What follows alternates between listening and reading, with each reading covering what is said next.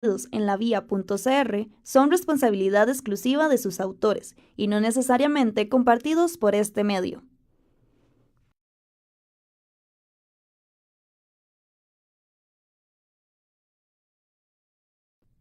Los comentarios, opiniones u otros mensajes de los participantes de los programas emitidos en la vía.cr son responsabilidad exclusiva de sus autores y no necesariamente compartidos por este medio. Muy buenas tardes a todos los que desde ya nos siguen en la transmisión en la vía.cr, un programa más de Hablemos del Mundo, nuestro programa número 12 de este primer cuatrimestre del año 2019. Hoy estamos al día martes 9 de abril. Muchísimas gracias nuevamente a los que desde ya nos siguen. El día de hoy pues me acompaña en cabina igual Derian Hidalgo Bermúdez, me acompaña Alejandra Rodríguez Goldenberg y el invitado del día de hoy, que es Brian Acuña Obando. Le saluda Walter Fonseca Chávez. Pues hoy vamos a desarrollar un tema interesante, bastante amplio, el tema de Israel y pues ciertos conflictos con Medio Oriente, ¿verdad? Pues no, Derian, ¿qué tal? ¿Cómo estás? Muy bien, por dicha. Claro, estos son unos temas muy importantes de analizar y profundizar, y que dicha que viene el especialista para poder abarcar bien este tema. ¿Qué tal, Ale? ¿Cómo estás? Bueno, muy buenas tardes, compañeros, y el invitado especial, Brian, muchísimas gracias por aceptar la invitación, ¿verdad? Y hablar de esos temas tan importantes que realmente aquí en Costa Rica poco se escucha de Medio Oriente, pero de que pasan cosas, pasan desde hace millones de años, ¿verdad? Entonces, muchísimas gracias por aceptar la invitación. Muchísimas gracias, profe, por estar acá en cabina. ¿Qué tal? ¿Cómo estás? Bueno, primero que nada, muchas gracias por la invitación y pues para mí un gusto poder compartir un ratito, ¿verdad?, con ustedes de este tema tan interesante, la verdad. Sí, nada más comentarles, licenciado en Relaciones Internacionales, analista y consultor internacional, columnista en diferentes medios, Argentina, España, Israel, cofundador del Centro Costarricense de Estudios Interdisciplinarios sobre Israel y Medio Oriente. Así que sin duda alguna pues tenemos el día de hoy una persona que pues conoce la materia, ¿verdad? Al dedillo, como se dice popularmente. Israel, profe, una nación, un país el cual ha afrontado muchísimas complicaciones desde su inicio. Estábamos ahora comentando que el día que se declara, el 14 de mayo, ¿verdad?, de 1948, correcto, se declara el Estado de Israel. Ese mismo día recibe su primera guerra, ¿verdad? Qué manera de recibirlos, ¿verdad? Entonces podemos notar que a través de su historia fue marcado por los conflictos, ¿verdad? Sí, bueno, estamos hablando de un estado que surge después de un proceso de partición, ¿verdad? Que en muchas oportunidades se malentiende cómo se lleva ese proceso de partición, y hablamos de la partición de un territorio que se llama Palestina desde el año 135 de nuestra era, ¿verdad?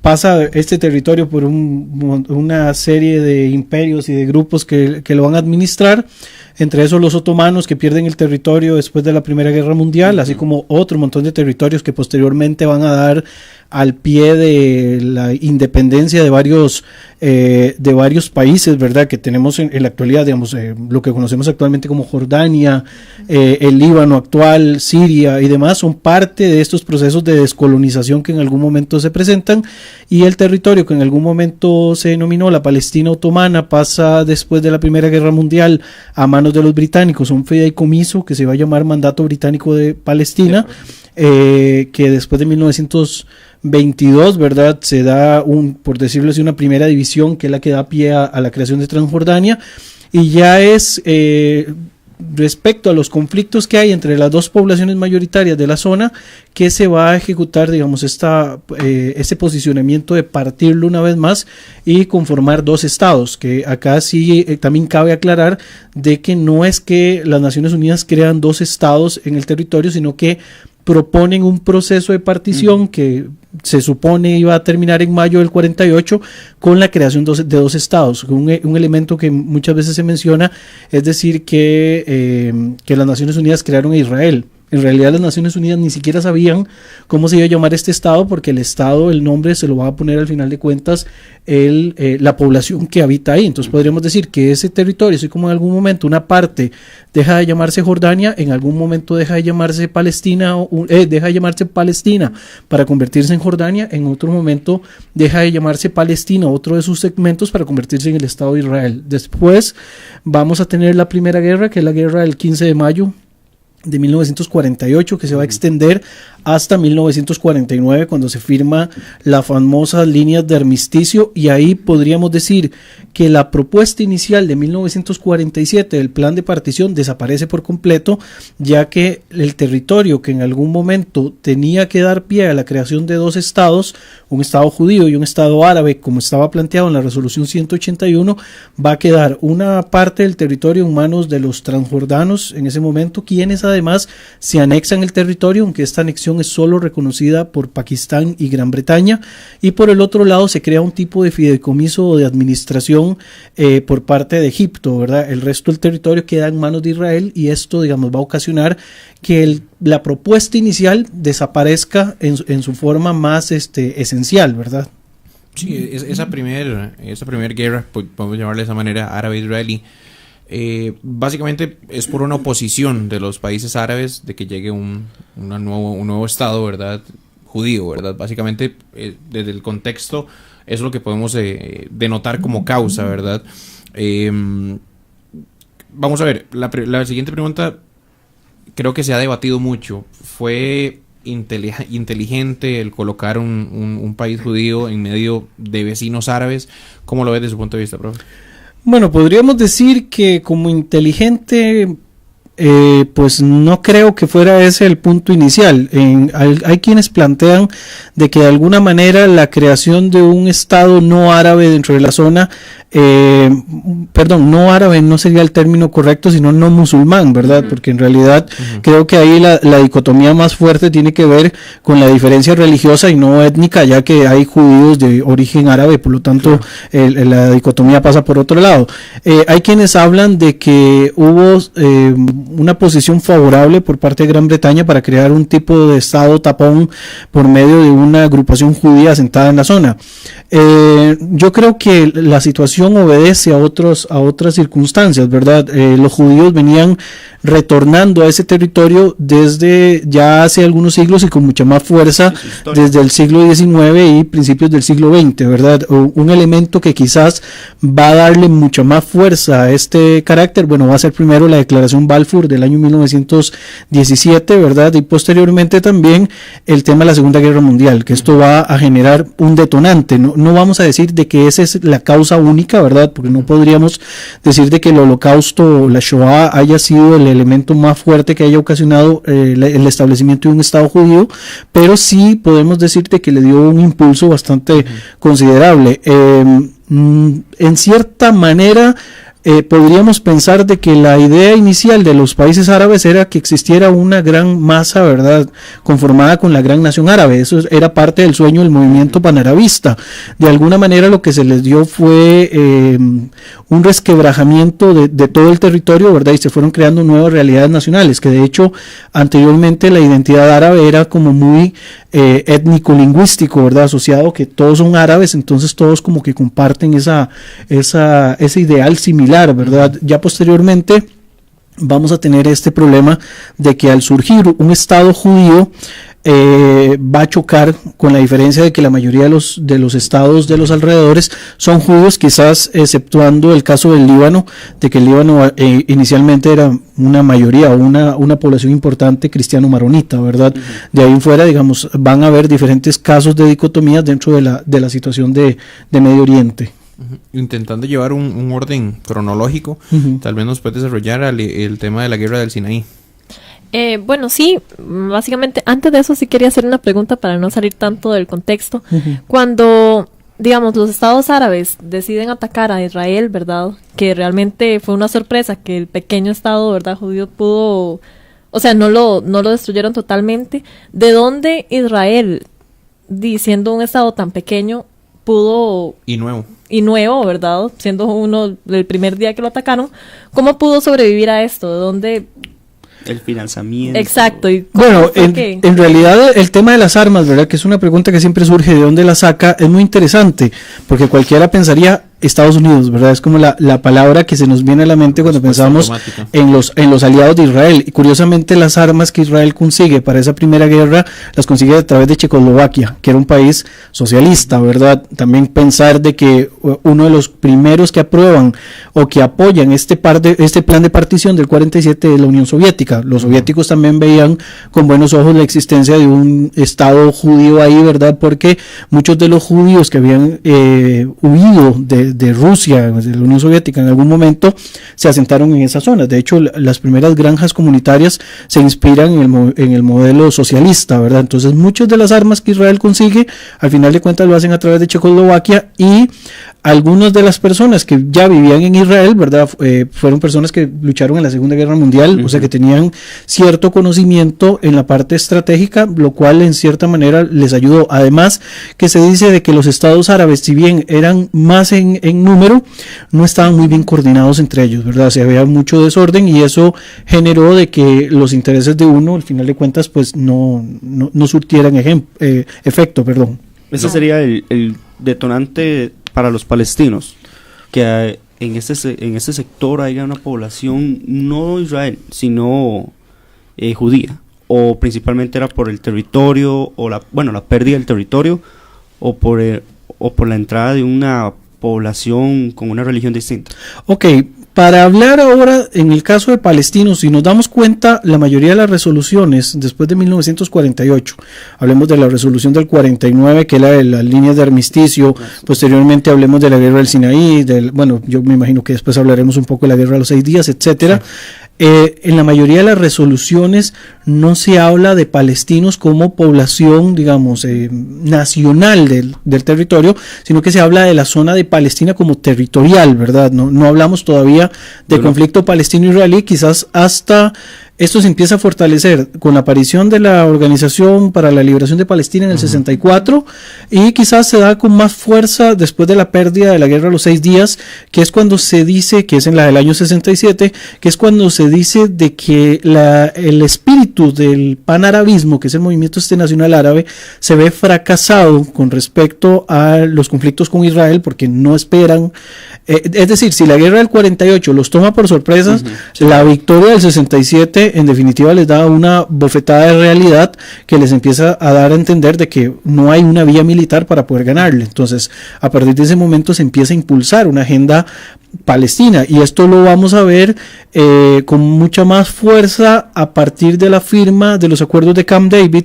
de finales del 78, comienzos del 79, y todavía con muchísima más fuerza hasta finales de los 80 y principios de los 90, que es cuando aparece ya oficialmente la Autoridad Nacional Palestina, que es quien va a negociar los acuerdos de Oslo. O sea, este proceso de identificar a la población palestina con su derecho a tener su propio estado, ¿verdad? Algo que se debió haber gestado también en 1948, se empieza a reconocer de esa forma importante, podríamos decir desde finales de los 70s y los 80s y los 90s con mucha más fuerza, ¿verdad? Hasta lo que ya tenemos en la actualidad. Sí, con la creación de la OLP para en el 64, para también promover la defensa de los palestinos, pero en la idea de la guerra de los 6 días. Ok, no, en el 64, cuando se crea la OLP, que se funda en el Cairo, en Egipto, que es un movimiento promovido por Gamal Abdel Nasser, ¿verdad? Que era el presidente de Egipto en su momento. Cuando usted lee la carta fundacional de la OLP dice liberar Palestina, pero se refiere a la Palestina histórica, lo que estaba posterior a la partición con Transjordania, que sería del mar Mediterráneo hasta el río Jordán, ¿verdad? Que ese es el planteamiento. En otras palabras, la carta fundamental de la OLP en un inicio lo que llamaba era la destrucción de Israel como un Estado y la desaparición de Israel. Y cuando uno ve la propaganda asociada con la guerra a los 6 días, va a ver que la propaganda egipcia, por ejemplo, que se llama Gamal Abdel Nasser y todos los demás, era vamos a terminar, digamos, lo que los nazis comenzaron en la Segunda Guerra Mundial, vamos a tirar a los judíos al mar. Exacto, era un enfoque muy de destruir lo que existía, no de darle derechos a la población que tenía sus derechos, digamos, la resolución 181 le da derechos a esta población árabe de Palestina, ¿verdad? De tener su propio Estado, pero es hasta que empiezan a pasar todos estos procesos bélicos y empieza a modificarse lo que yo digo, el paradigma bélico de la zona, que ya empezamos a hablar de otro contexto completamente diferente y se le da más impulso a la agenda favorable al establecimiento de un Estado palestino, que era un derecho desde 1948 y que se gestara de esa manera. Ale, bueno, sí, ponemos en contexto, ¿verdad? La guerra de Sinaí. Sí. Bueno, es una contienda militar, ¿verdad? Que se da en 1956.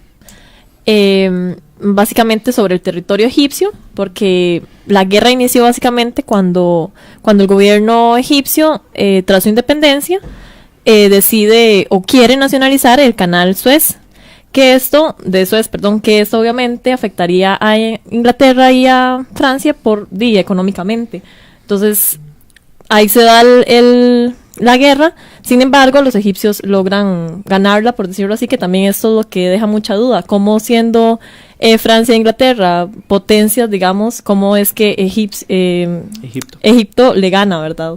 Sí, ahí la coalición, Reino Unido, Francia, Israel, correcto, versus en este caso Egipto, y se habla mucho de la Liga Árabe, pero sí, realmente no hubo mayor intervención.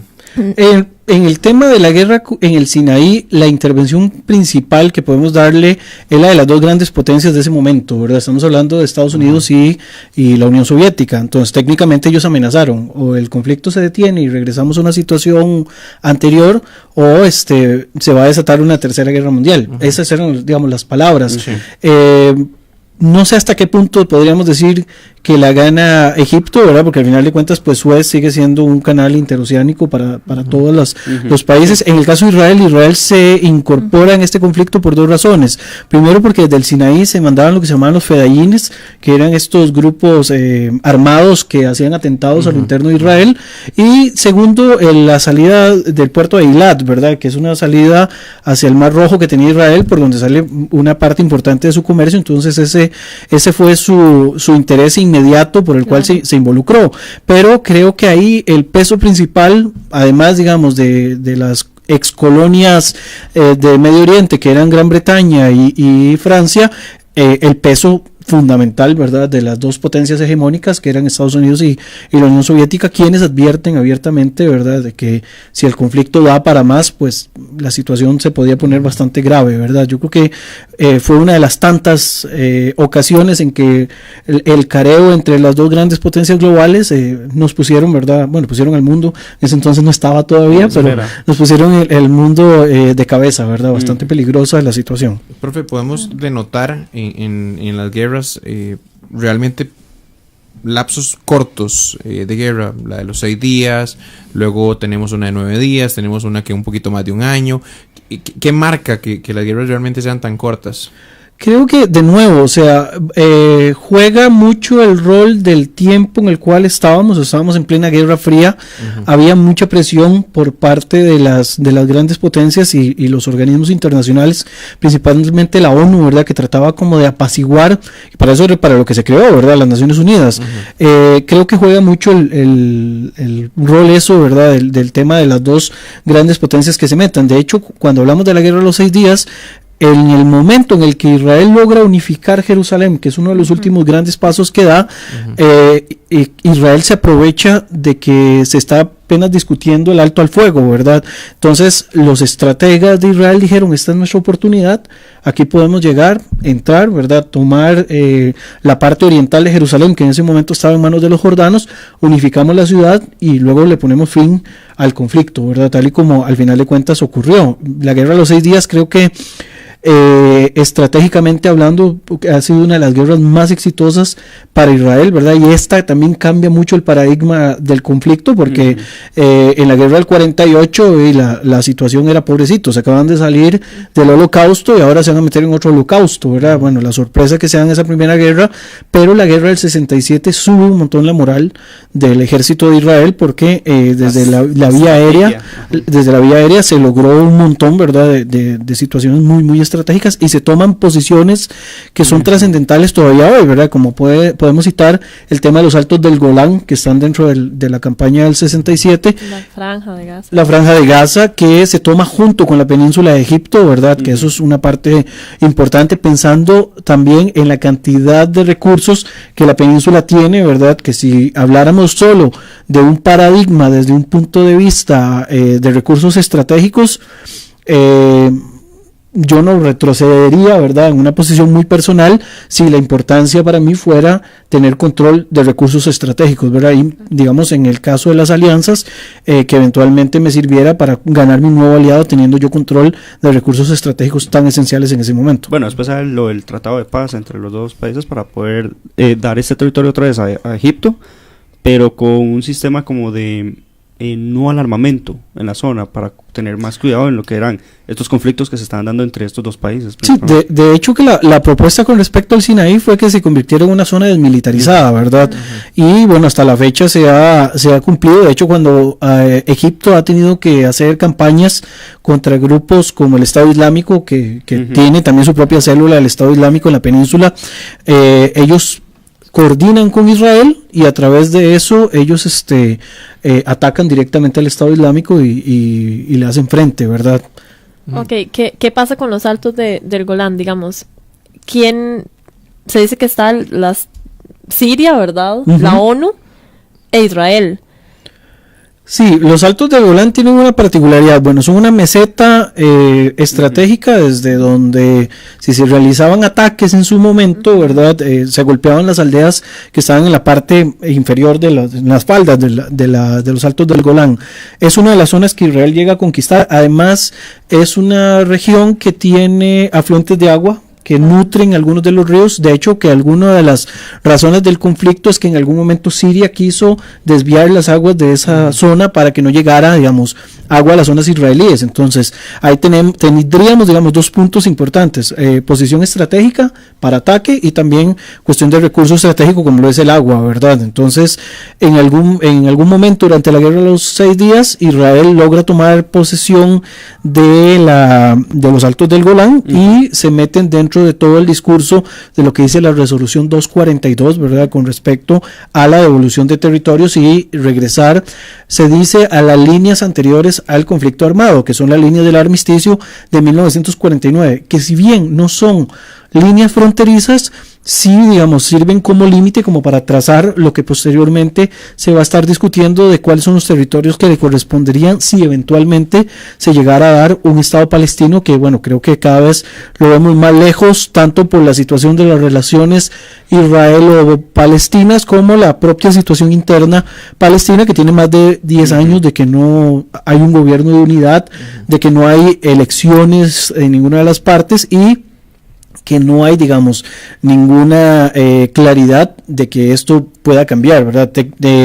Desde un punto de vista técnico tenemos un estado judío y 2 microestados palestinos que no son independientes, no son soberanos, sino que tienen sus muchas limitaciones. Si nos pusiéramos a hilar mucho más delgado, diríamos de que solo en Gaza tendríamos 16 microestados palestinos, porque sabemos que el ordenamiento social de los países árabes es un tanto diferente, pese a que hay varios tipos de estados modernos, ¿verdad?, que obedecen al modelo de Estado-nación. A lo interno de los países árabes, así como en África, se obedece más a un tipo de federalismo o de organización tribal, ¿verdad?, que es lo que al final de cuentas hace más complejo poder llegar a un acuerdo internamente. Y ahora imagínense negociar, digamos, contra una contraparte que sienten que es enemiga en cierta manera. Y el apoyo de Donald Trump a lo de los Altos de Gaza. Ok, el apoyo, yo podría decirlo de otra manera, así como podemos hablar del tema de Jerusalén,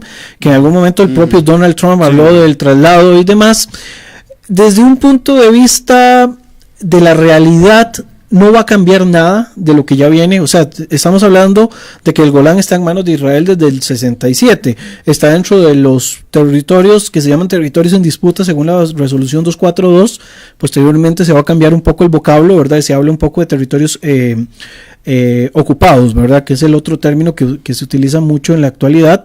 Pero desde un punto de vista legal, lo que Donald Trump hizo, ¿verdad? Obviamente genera muchas críticas. Desde un punto de vista real no cambia absolutamente nada. Golán está dominado por Israel desde hace ya casi 52 años. Entonces, podríamos decir que desde que la propia Siria se independizó hasta que Israel toma los Altos del Golán en la Guerra de los 6 días, Israel ha tenido más tiempo bajo su dominio Golán que lo tuvo Siria, ¿verdad? Independiente como Estado moderno. Sí, ahí viene la defensa de Donald Trump con ese mismo término de que Exacto. Israel lo ha tenido más tiempo. Lo cual, digamos, no cambia la realidad desde el punto de vista pues del derecho, ¿verdad? Igual sabemos que el tema del derecho internacional juega mucho el papel de la interpretación de la norma jurídica, juega mucho el papel desde cuál marco regulatorio usted esté haciendo la declaración, y por el otro lado también juega mucho lo que se llama lawfare, que es la guerra jurídica, ¿verdad? Que esto hay bandos que se enfrentan con la interpretación. Lo mismo con el tema de Jerusalén. Jerusalén, desde un punto de vista general de la resolución del 47, iba a quedar con lo que se llama una condición de corpus separatum. El corpus separatum es un territorio que no queda ni en manos de uno ni en manos del otro, sino que hay una tercera fuerza ahí que es la que va a estar dominando el territorio, y al final de cuentas, con la guerra del 48 se desaparece el corpus separatum, nunca se llega a cumplir de hecho el corpus separatum. Entonces Jerusalén queda en algún momento partida, la parte oriental en manos de Jordania, Transjordania, y la parte occidental en manos de Israel. En la guerra del 67 se unifica, y digamos que desde el 67 hasta la fecha tenemos una ciudad unificada administrada por Israel, y las zonas más sagradas de cada religión son administradas por cada religión, aunque obviamente hay intervención del Estado de Israel cuando haya algún peligro de enfrentamiento, cuando haya alguna cuestión así, como pasó hace 2-3 años con el uso de detectores de metales para subir a la explanada del templo, perdón, a la explanada de las mezquitas o a la explanada del templo, ¿verdad? Que disgustó al Waqf, que es esta entidad religiosa jordana, que son los que administran la zona, pero desde algún punto de vista la administración desde el 67 sigue estando en manos de Israel. En todo su derecho. Ok, pero esa administración de Israel, ¿hasta cuándo va a parar? Digamos, en teoría sí, no lo tiene todavía porque Siria sigue en conflictos, pero en el momento de que Siria en algún momento... Ya estamos hablando del Golán. De los Sí, Altos del Golán. correcto. Voy a ser muy transparente. Yo no creo que los Altos del Golán vayan a ser devueltos nunca. Ah, sí, ok. Son una zona estratégica. Por el punto que les hablé del agua, no tanto por el punto de vista militar, porque como bien decía un analista que se llama Federico Martín Gaón, ¿verdad? Que hizo un análisis muy profundo con respecto al tema del Golán. Ahora hay drones, ¿verdad? Y hay otros sistemas tecnológicos con los cuales se puede controlar desde el punto de vista militar.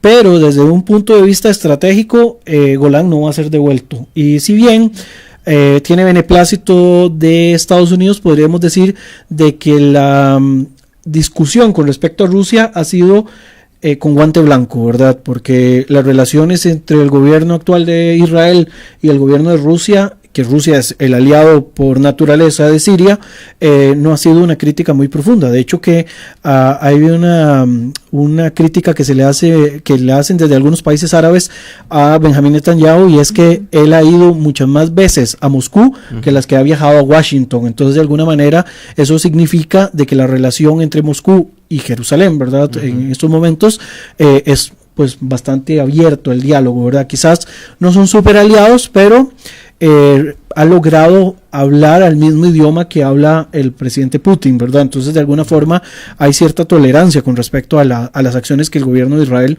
ejecuta, ¿verdad? Justamente quería acotar en el tema de los Altos del Golán que la importancia que se hablaba geopolítica, militar, realmente yo no le encontraba mucho sentido, porque prácticamente de cualquier parte del mundo se puede enviar un misil, ¿verdad? Y se hablaba mucho de que sí, que desde esta zona, pues, tanto Israel puede apuntar a Siria como Siria a Israel, ¿verdad? Cuando realmente eso se puede hacer sin ningún tipo de inconveniente con tanta tecnología que hay actualmente, ¿verdad? Quería comentar nada más el tema de la guerra de los 6 días, ¿verdad? Que no colocamos por ahí un poco en contexto, que es una nueva victoria israelí ante pues los aliados árabes, ¿verdad? Sí, que en este caso hablaríamos solo de 3 estados, ¿verdad? A diferencia de la Primera Guerra, la del 48, que fueron 5 estados, en este caso solo tenemos los 3 estados más cercanos, que son Siria, Jordania y Egipto, ¿verdad? Israel golpea a Egipto, que creo que era el eslabón más fuerte en su momento, posteriormente golpea a los otros 2, ¿verdad? Y amplía el tamaño del territorio. Bueno, aquí no tenemos un mapa, pero del 48, de la guerra del 48-49, las líneas del armisticio, hasta la guerra del 67, Israel expande las fronteras de manera sorprendente. Devuelve el Sinaí en el periodo de la negociación de paz entre el 79 hasta el 82, que fue el proceso de desconexión, y Gaza, que había estado bajo administración egipcia, los egipcios deciden de que ellos no lo quieren de vuelta, y queda bajo administración de Israel, ¿verdad? Que es la administración que va a durar hasta el año 2005 sobre Gaza, que es cuando Israel decide en el gobierno de Ariel Sharon salirse de forma unilateral, ¿verdad? De Gaza. La parte de la margen occidental, lo que llamamos Cisjordania popularmente, que estuvo bajo administración jordana, los jordanos renuncian a este territorio en el 88 y a partir de ahí Israel queda bajo el dominio de este territorio, administrando el territorio.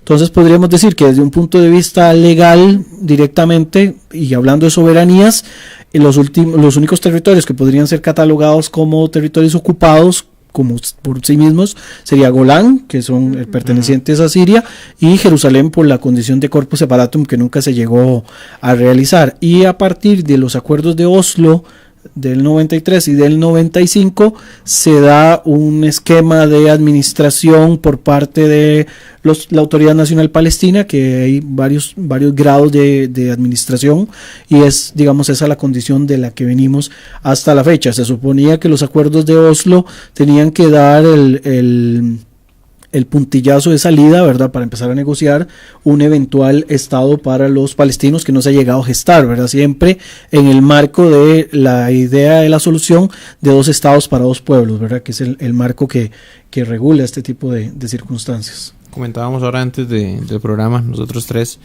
de el mérito que hay que darle a Israel, el mérito de que cada una de esas guerras, que no estamos justificando la guerra, ni nada por el estilo, ¿verdad? Pero que no. Pero el hecho de ir anexando territorios, lo hablábamos ahora también hace un rato del mapa, cómo era antes del 48 y pues lo que tiene ahora, ¿verdad? Actualmente, donde realmente se ve una expansión del territorio israelí, ¿verdad?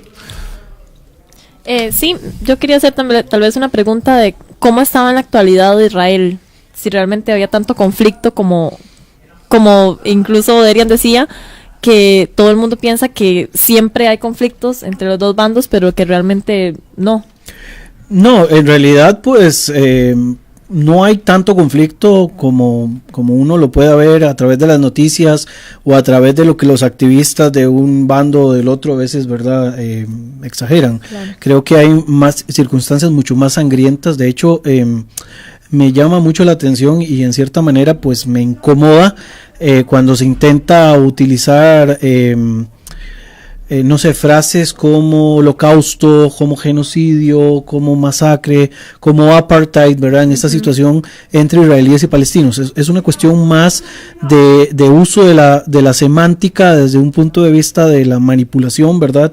Más que de la realidad. Si uno se pone en contexto con lo que ha ocurrido en otros países cercanos, hablemos de Siria, por ejemplo, sí, claro. En 7 años de conflicto tenemos casi 500,000 de muertos. Bueno, poco más, poco menos, dependiendo de la fuente de la que tomemos la información. Hablemos de Yemen, ¿verdad? Con este conflicto también, la cantidad de muertos es una vulgaridad, así abiertamente lo puedo manifestar. Cuando hablamos de este conflicto, obviamente hay muertos, obviamente hay enfrentamientos, pero la mayor parte de los muertos se dan en condiciones de enfrentamiento, o sea, no es que exista una política de Estado para acabar con la población palestina. No existe, digamos, y esa es una de las características que están catalogadas así cuando estamos hablando de un genocidio, que tiene que haber una política de Estado de que realmente se vayan a asesinar. Ojo, idiotas hay en todas las sociedades y hay gente que igual se sale del saco y habrá más de uno que recomendará, ¿verdad?, de que se expulsen o que se asesinen. Claro. Pero yo siempre he sido de la tesis de que todo este tipo de población radical hay que tratar de minimizarla a más no poder, ¿verdad? Por suerte son las minorías dentro de las minorías, en el caso de Israel, ¿verdad? Y creo que eso es lo que marca la gran diferencia. Cuando hablamos de las relaciones entre las partes, pues en realidad las relaciones por lo general siempre hay contacto, ¿verdad?, entre ambas poblaciones.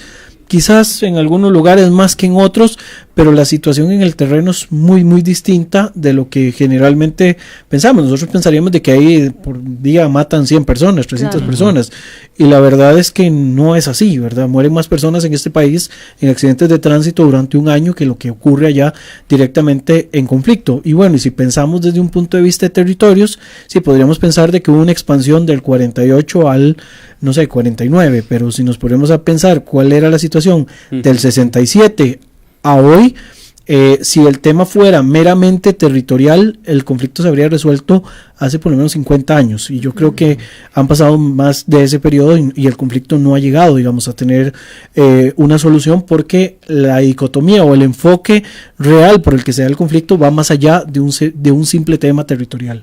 Sí, ahí también entra la parte del terrorismo, donde la gente ve el terrorismo y ve lo que es Palestina. Entonces empiezan a darse esa idea de que en ese lugar es lo más normal, o que pasa de que hay grupos terroristas en Franja de Gaza y que tal vez en el centro de Israel o en las ciudades y todo eso se están dando esos eventos, y es tal vez esa noticia que le venden a uno como para, no sé, pensar de una manera distinta. Sí, que de hecho habría que ser muy hay que ser muy crítico, digamos, pensar que todos los palestinos son terroristas o practican el terrorismo. Pues obviamente los que estamos más involucrados en el mundo de las relaciones internacionales estamos seguros de que no todos tienen la práctica del terrorismo, ¿verdad? Hay de todo, como en todas partes. Sí, digamos, en algunos momentos las tensiones crecen, porque sí hay gente que al final de cuentas, por la condición de desesperanza que les crea, digamos, aún el mismo gobierno bajo el cual están administrados, y lo veo mucho en el caso de la población palestina, la cual al estar tan controlados por el Hamas, que si ustedes se ponen a hacer un análisis de cuánta plata recibe Hamas, digamos, ellos como grupo, por mantener la lucha armada, el liderazgo del Hamas vive como que si estuvieran metidos en un emirato, porque ganan millones de dólares por la plata que ellos les llegan, ya sea de algún grupo que los patrocine o dineros que vienen producto, digamos, de la ayuda humanitaria. Extorsionan con la ayuda humanitaria que entra a través de los puestos de control. Hablemos de 2 puestos de control. Hay uno que es casi una frontera viva, que es el estrecho o el corredor humanitario que era en Shalom, que es por ahí por donde entra la mayoría de la ayuda humanitaria que hacen las Naciones Unidas. Esto en algunas ocasiones jamás lo ha utilizado como moneda de cambio para reclutar a más de algún activista o alguien que esté a favor de ellos, ¿verdad? Y al final de cuentas se utiliza la violencia a cambio de que le den lo básico, ¿verdad?, para subsistir. Entonces tenemos una población que sufre por el tema del bloqueo económico y de accesos que tiene desde hace más de 10 años, aunque para temas humanitarios hay algunas flexibilidades, pero digamos, sufren también por el liderazgo que tienen, y yo creo que ese es uno de los problemas más graves, sufrir por el liderazgo que se supone que debería protegerte y que más bien te expone, ¿verdad? Ahora estamos con la cuestión desde marzo del año pasado de las marchas del retorno que se dan todos los viernes en la frontera con Gaza. Ahí tenemos gente que sí llega a protestar porque ellos quieren, digamos, vivir libres y no tener tantos problemas con los vecinos y demás, pero tenemos gente que también llega a ocasionar problemas, que intentan romper la valla de seguridad, que atacan, digamos, las posiciones de los soldados que están al otro lado, y llegan en algún momento a ver respuestas con munición viva que termina matando gente, que es gente inocente, culpable. de estar en el lugar menos indicado, en el momento menos indicado, pero al mismo tiempo también hay gente inocente que se ve expuesta por gente radical. Y me da mucha pena también ver que a estas marchas que se saben que se van a dar brotes de violencia lleguen también familias con niños y que también en algún momento vaya a haber sufrimiento. O sea, creo que desde una visión de un país occidental como el nuestro, el que población sensible sufra, nunca es bien visto, ¿verdad? Y por supuesto que de este lado en muchas ocasiones lo que nos llegan son las fotografías que nos tocan la sensibilidad, pero estos grupos que se dedican al radicalismo, y hablo del Hamas directamente, no de la población palestina, sino del Hamas, de Yihad Islámica y demás, saben que ese tipo de fotografías desde un punto de vista mediático van a impactar, y que obviamente al vendérnosla a nosotros, que estamos como menos tolerantes a ese tipo de manifestaciones, obviamente la reacción va a ser de repudio, llámese como se llame. Cualquier fotografía o video que muestre niños en una condición de muerte o de hambre o lo que sea, nosotros la vamos a repudiar porque es parte de nuestra cultura occidental, ¿verdad? Creo que eso es lo que más nos impacta en estos momentos con respecto a eso. Sí, ver que estas ayudas que está recibiendo Hamas para poder tal vez ayudar al pueblo palestino, pero que no solucionan, porque se ve mucho, por ejemplo, en la frontera con Egipto, que se hacen como túneles que para poder meterse o pasar a Egipto y poder conseguir plata y traerla. Sí, se da mucho contrabando también. Sí, y uno se pone a ver, pero la plata que le están recibiendo para eso, ¿qué está pasando? Sí, lo que se está dando mucho en la frontera con el Sinaí, porque a diferencia, digamos, de la frontera con Israel, la frontera con el Sinaí es técnicamente una frontera muerta, por el tema del acuerdo de paz entre israelíes y egipcios. No hay como mucha movilización de población, entonces se da mucho de que estos túneles, y se da mucho más en la época del presidente Mursi, que era el presidente de los hermanos musulmanes, se filtran a Egipto, consiguen la mercadería en el Cairo, se la llevan en piezas a veces, porque es curioso, hasta automóviles han pasado a través de esos túneles. Entonces hacen contrabando y ellos le cobran a la gente por la mercadería que ellos llevan, y son precios altamente extorsivos. O sea, población que apenas tiene para surgir, que la mayoría es dependiente de trabajar para el gobierno, en este caso el gobierno de Hamas, les cobran altas cuotas de la plata que reciben. Y además un detalle interesante es que a los que administran los túneles les cobran un impuesto también. Entonces hay todo un tema, ¿verdad? Desde que llegó Abdel Fattah el-Sisi, que es el presidente actual de Egipto, él se ha opuesto, digamos, a las relaciones tan directas con el Hamas, y en algunos momentos han decidido hasta inundar los túneles por los cuales se pasa el contrabando. O sea que hay un enfriamiento de las relaciones entre el gobierno del Cairo y el gobierno que está en Gaza, ¿verdad? Es todo un tema que va como mucho más allá, ¿verdad?, de lo que siempre vemos superficialmente del conflicto palestino-israelí, y que en ocasiones algunos quieren limitarlo a decir que es un enfrentamiento de tanques contra piedras, ¿verdad? Que es esta imagen que a veces nos queda, y la realidad es mucho más allá, ¿verdad? Hamas tiene capacidad de enviar cohetes fabricados dentro del propio territorio. Mucho se utiliza el material que se les envía para reconstruir la zona, lo han utilizado para construir túneles y lo han utilizado para construir cohetes. Entonces, no hay interés real por parte del Hamas, o por lo menos eso no han mostrado, en mejorarle la calidad de vida a sus ciudadanos, y están utilizando mucho el material para mantener, digamos, el conflicto latente con Israel. Bueno, también es que hay mucha presión de los grupos más radicales que están dentro del Hamas, que también presionan. Y además, si ustedes quieren en algún momento googlear o lo que sea, para las elecciones parlamentarias que iban a haber hace un par de años, ustedes buscan la campaña política que hacía el Hamas para decir nosotros hemos hecho por Gaza, y van a ver un montón de tomas de lugares que Hamas dice haber reconstruido. Un mega hotel de 5 estrellas, que no sé, me imagino que solo cuando llegan los jeques de Qatar o alguno de ellos se pueden hospedar ahí, o un mall también, ¿verdad?, donde tiene todas las facilidades. Ahí, digamos, se sale un poco del tema de la campaña de que Gaza es un gueto. Ojo, y aquí hago un paréntesis bien grande: la zona del norte de Gaza, que es la que más sufre, que es donde están los campos de refugiados, esa es una zona inhabitable de aquí a un año. menos de un año, y es bastante delicado. Pero muchas zonas de Gaza son zonas que tienen bastante en infraestructura, ¿verdad? Que se han invertido en esto, pero que es dinero que se deja jamás. Claro. Si ustedes buscan quién es el dueño de la burbuja inmobiliaria de la Franja de Gaza, se van a dar cuenta que es el propio liderazgo del Hamas, porque ellos han convertido el tema de no tener, digamos, un gobierno de unidad en un negocio para su propio beneficio. Y eso, de nuevo, así como es nefasto el hecho que no puedan llegar a un plan final con Israel, también es nefasto que su propio liderazgo los venda, ¿verdad? Entonces, imagínense la circunstancia para la población palestina, ¿verdad? Claro. El mensaje importante que siempre tiene que quedar es el poder que llegan a tener los medios de comunicación, sí, que pueden polarizar la población, que pueden encargarse de creer que todos los musulmanes son terroristas.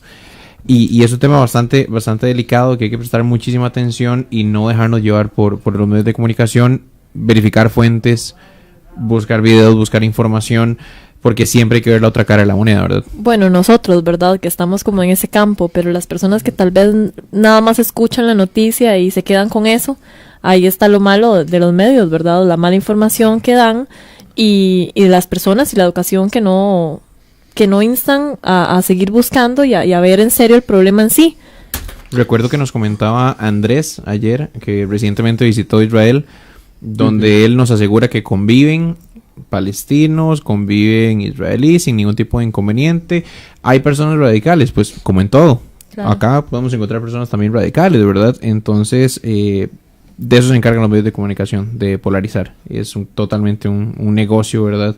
El vender esa noticia pues ficticia. Sí, cuando uno ve un titular, ¿verdad? Y utilizan palabras como masacre para hablar, no sé, de la muerte, o sea, toda muerte es pues, claro, cuestionable, pero digamos, masacre cuando hablamos de 5 y hablan de genocidio, hablando de 2, 3 personas, vemos que el carácter de la semántica cambia, claro, radicalmente el concepto, ¿verdad? O sea, ¿qué es lo que usted quiere causar en la población? Y desgraciadamente en esta era el tema de los medios de comunicación y las fuentes de información buscan como captar, ¿verdad? Como pescar gente y no tanto informar. Desgraciadamente se ha hecho como común el publireportaje, ¿verdad? Y no tanto algo de que sea de formación. En mis clases de la universidad he tenido también la cuestión de que algunos de mis estudiantes ni siquiera escuchan radio, ¿verdad? Radio me refiero abierto, algo de opinión, algo que les abra el panorama, sino que simplemente se desentienden. Y ojo, son estudiantes de relaciones internacionales, ¿verdad? En su mayoría. Entonces esto demuestra lo delicado. Si alguien que está metido en el área, que debería estar como más atento a lo que ocurre en todos los contextos, no solo en este conflicto, que además eso es un conflicto que los medios de comunicación terminan de ponerle la cereza al pastel, ¿verdad? Para hacerlo enredado, pero con ninguno.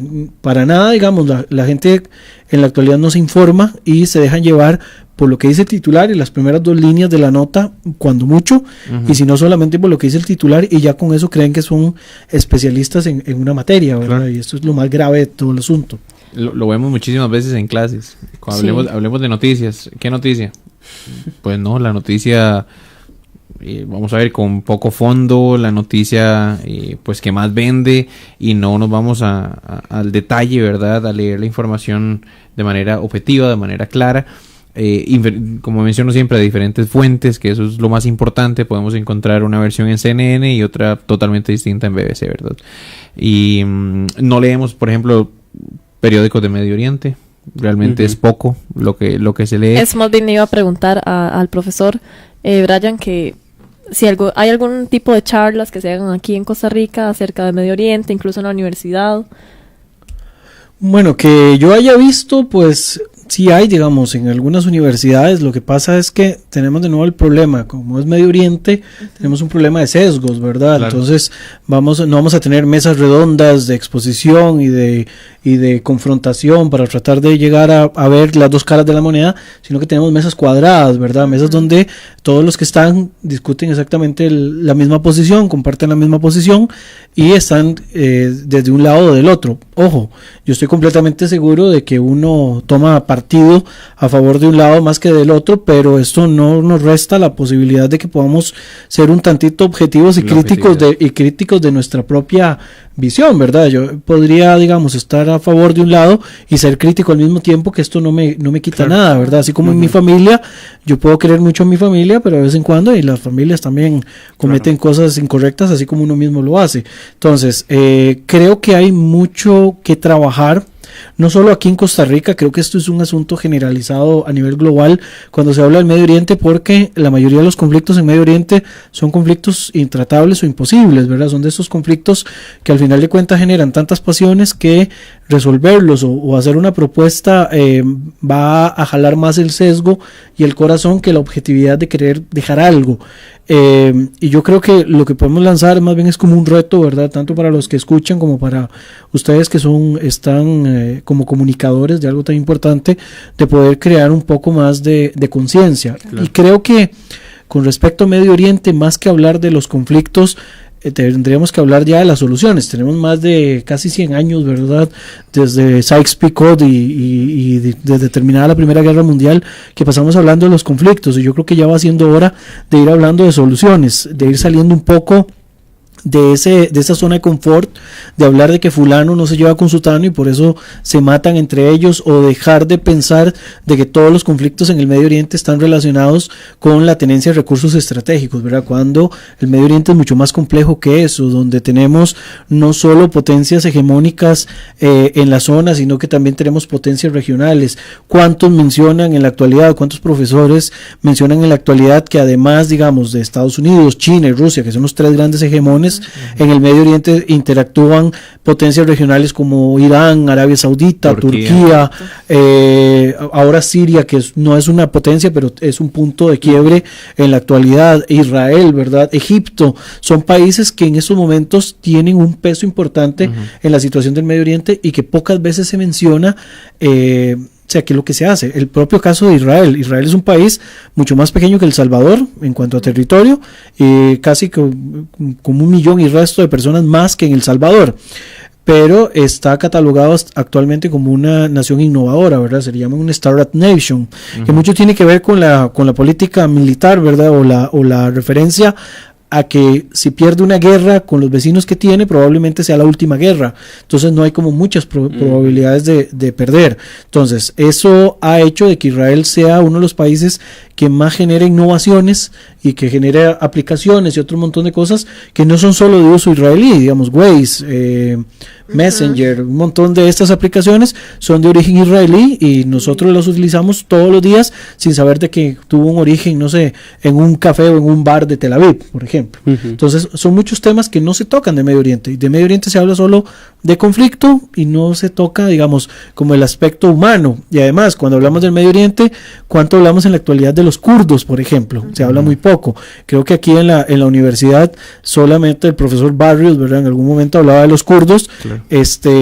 Y creo que es un tema que hay que tocarlo sí o sí, y otro montón de temas que no se tocan porque nos enfocamos solo en el conflicto palestino-israelí y nos enfocamos solamente en eso, en conflictos, ¿verdad? Siria, Venezuela, Entonces, y lo vemos de manera superficial, lo vemos del mismo modo que lo aborda el trending topic de los medios de comunicación. Entonces no somos tan críticos a la hora de abordar este tipo de temática. Sí, y nosotros vamos a ver, siempre rescato como programa, como medio de comunicación que somos, la importancia de cubrir la noticia de manera objetiva, sin ningún tipo de color político, de manera objetiva, y hemos cubierto creo que bastantes temas de concientización. Lo hablamos con el tema indígena, lo hablamos con el tema de la hora de la tierra, etcétera, ¿verdad? Que acá tratamos de cubrir, pero sin duda alguna hay todavía muchísimo trabajo por hacer. Y pues acá estaríamos, ¿verdad?, dando la lucha. Ya se nos fue el rato, ya conversamos 1 hora que se nos fue rapidísimo, como siempre. Tal vez un mensaje así, Derin. Sí, claro, me encanta ese enfoque que le dio al final, que es de ver las partes buenas también de estos países. Por ejemplo, Israel, lo que hace poco sacó de el sistema de filtramiento de agua, que del oxígeno sacan un sistema para poder sacar agua potable, o de las ionizaciones del agua de sal. Y esos son temas que no se hablan mucho, ¿verdad? Solamente se ve lo malo. Que solo como para meter ahí un poquillo la cuña, eso, el trabajo que ha hecho Israel con respecto al agua ha llevado a que hoy por hoy no hayan problemas de agua en Israel, digamos. Claro, anteriormente sacaban anuncios de que se nos agota el agua y que por el agua podría ser la próxima guerra de Israel. Israel tiene cubierta la necesidad del agua para ellos y son capaces de venderle hasta vecinos que no son como muy amigos, ¿verdad? También. Incluso, perdón, no solo en Israel, sino en todo Medio Oriente, porque eso es lo que estaba justamente leyendo desde que decidimos hablar de ese tema, ¿verdad? En este programa, de que la guerra en Medio Oriente nunca se iba a acabar, que incluso se esperaba una guerra por recurso hídrico, ¿verdad? Pero no sacan el proyecto tan interesante que hacen, entonces sí, me parece súper bien, perdón. Ya, bueno, muchísimas gracias, profesor, por tenerlo aquí. De verdad que hoy aprendimos muchísimo y sé que también la gente que nos ve le quedó la espinita ahí por lo menos de seguir investigando, ¿verdad? Y manteniéndose al día con estos temas. Entonces, muchísimas gracias por su tiempo y por el aprendizaje que nos dejaste.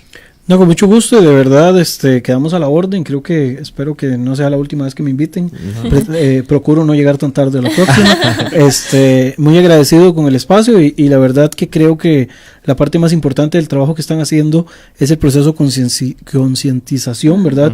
Que es tan necesario, no solo hablar de los temas como tales, sino que al final podamos como internacionalistas y como expertos en la materia buscar, digamos, hacer de este mundo un lugar mejor para todos. Yo creo que esa es la frase utópica de la semana, pero creo que es hacia esa meta donde todos deberíamos de trazarnos, ¿no?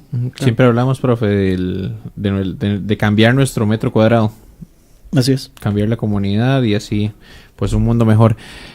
Muchísimas gracias a todos los que nos siguieron en La Vía CR. Síganos en nuestra página de Facebook que se llama Hablemos del Mundo. Nos veremos, si Dios quiere, de hoy en 8 días. Y pues muchísimas gracias. Hasta luego.